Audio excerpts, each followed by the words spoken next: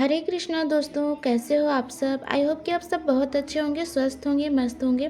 तो दोस्तों, आज हम इस वीडियो के माध्यम से तिल चौथ व्रत 2025 कब है, व्रत पहली बार करें या नहीं, व्रत छूट गया है तो फिर से करें या नहीं, इन सभी टॉपिक के बारे में इस वीडियो के माध्यम से चर्चा करेंगे।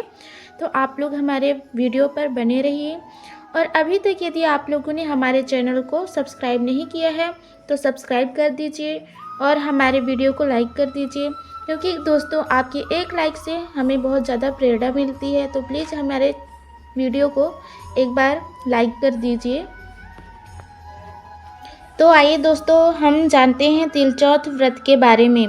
तिल चौथ व्रत एक विशेष हिंदू व्रत है जो माघ माह की कृष्ण चौथ को मनाया जाता है। यह व्रत खासतौर पर भगवान शिव और माता पार्वती की पूजा के लिए किया जाता है। इस दिन तिल का एक विशेष महत्व होता है और व्रती तिल के माध्यम से भगवान से आशीर्वाद प्राप्त करने का प्रयास करते हैं। तिल चौथ व्रत का पालन शुद्धता, भक्ति और मानसिक शांति के लिए किया जाता है। अब हम जानेंगे कि तिल चौथ व्रत 2025 में कब है, पहली बार व्रत करें या नहीं, व्रत छूट गया है तो फिर से करें या नहीं, और नहाय खाए से लेकर पारण तक के नियम क्या हैं, इन सभी के बारे में चर्चा करेंगे। तिल चौथ व्रत 2025 तिथि और समय। तिल चौथ व्रत 2025 का आयोजन 17 जनवरी को होगा, जो माघ माह की कृष्ण चौथ को पड़ता है। यह दिन खासतौर पर तिल के महत्व से जुड़ा हुआ होता है।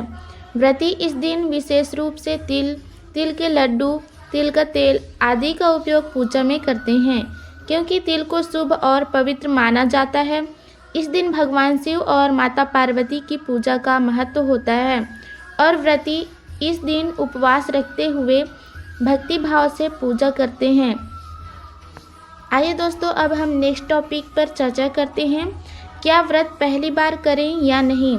अगर आप पहली बार तिल चौथ व्रत करने का सोच रहे हैं तो इसके लिए कोई रोक टोक नहीं है। इस व्रत को कोई भी व्यक्ति किसी भी उम्र में पहली बार या लगातार श्रद्धा भाव से कर सकता है। अगर आप पहली बार व्रत करने जा रहे हैं तो सबसे महत्वपूर्ण बात यह है कि आप व्रत को सही तरीके से पूरे नियमों का पालन करते हुए करें।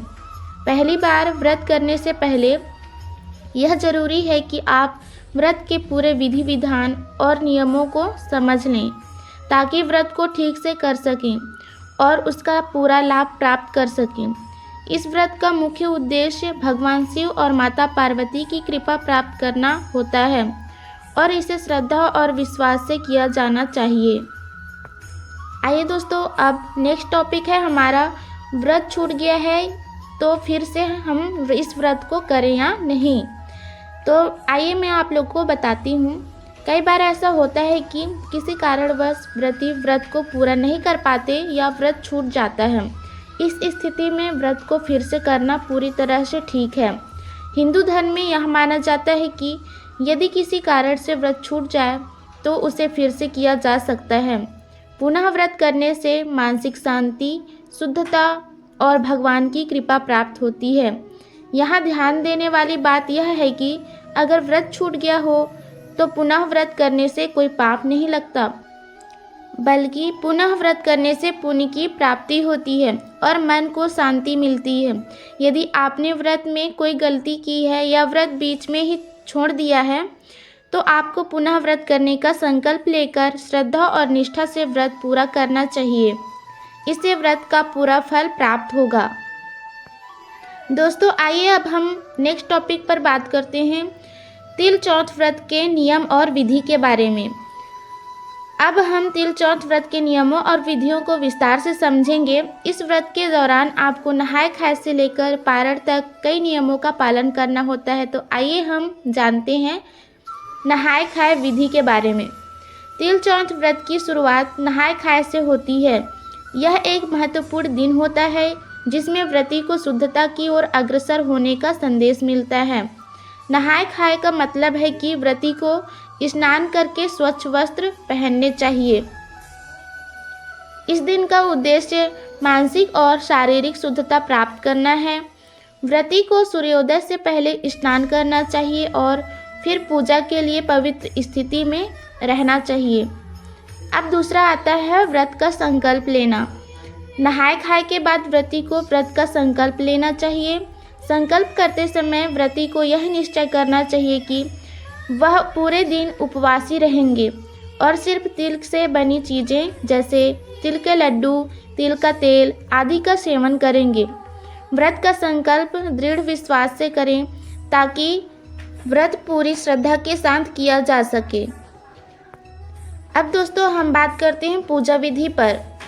व्रती को पूजा के लिए तिल का उपयोग करना होता है। पहले पूजा स्थान की सफाई कर लें। सबसे पहले पूजा स्थान को अच्छे से स्वच्छ करना चाहिए। दीपक जलाना चाहिए जिसमें आपको पूजा स्थल पर दीपक या तेल का दिया जलाएं। तिल के दानों, तिल के तेल और तिल के लड्डू को भगवान शिव और माता पार्वती को अर्पित करें।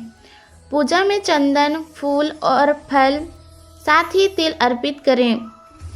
पूजा करते समय ओम नमः शिवाय और ओम हम जैसे मंत्रों का जाप करें।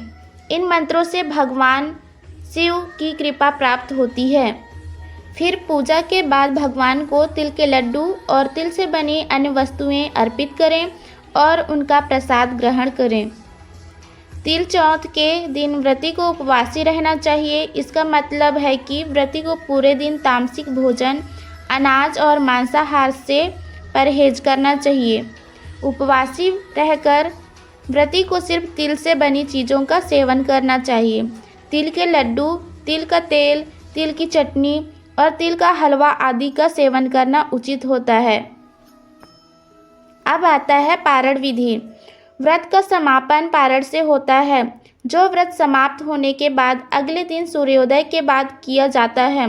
पारण में व्रती को तिल के लड्डू, तिल का तेल और तिल से बनी चीज़ों का सेवन करना चाहिए। पारण के समय ध्यान रखें कि पूरे दिन के उपवास के बाद व्रती को धीरे धीरे भोजन करना चाहिए। अब दोस्तों व्रत का समापन हमें किस टाइप का करना चाहिए, आइए हम इस टॉपिक पर बात करते हैं।